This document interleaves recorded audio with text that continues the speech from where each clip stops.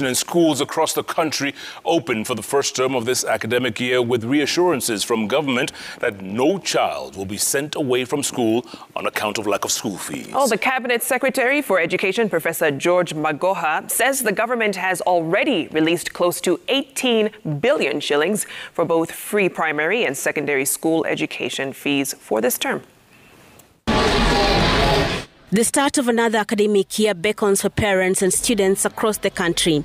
The rush to get all the necessary requirements ready is on. I feel as if our common mwananchi is being pressed in a way that something has to be done, at least for them also to get breathing space. Because if things go on as the way they are, they're going to be terrible. The school uniform, vitabu nini, it's not more favorable. As in, unaweza pata viatu, unauziwa bei ghali, then unaona na wazazi wengine hatupati pesa zenye zinafaa. The burden on parents, bruised by the vagaries of the COVID-19 pandemic and the attendant economic downturn, having to dig deeper into their pockets to ensure that their offsprings are in class. Aside from the physical items needed for the back-to-school rush, parents are also staring at the aspect of school fees. Tunafinywa sana sababu unaona wanafunzi wanaenda short period of time but school fees tutalipa pesa mob. Unaona sasa time hizo pesa wazazi tunafinywa sana kama wale wenye hawana kazi, hawako stable. This time round, however, the government is insistent that no child should be turned away from school on account of fees, especially in secondary schools. The Ministry of Education says the government has already released 16 billion shillings for the secondary schools for the first time. A Kenyan child is going to report to a Kenyan school being run by a Kenyan teacher. And Kenyan money has been paid to make sure he is not sent home. So let us not hear that somebody has decided that he or she has his own school and that the child should go and look for money.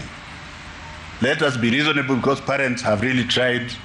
People have lost jobs. The schools' administrations have also been asked to ease the stringent regulations regarding purchase of school uniforms from particular businesses in order to lower the cost for cash-strapped parents. Hiyo kweli sio halali. Turudi nyumbani.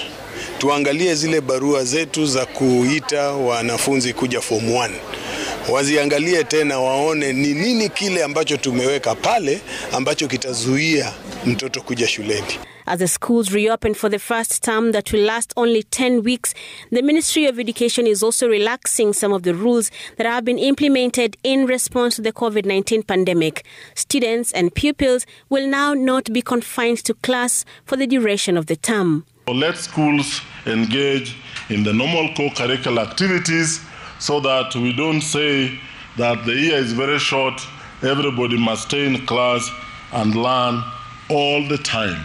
The resumption of the near-normal school activities could mean that parents may be allowed to visit their children in boarding schools as the Ministry of Education seeks to stabilize and restore the academic calendar to normalcy by January 2023.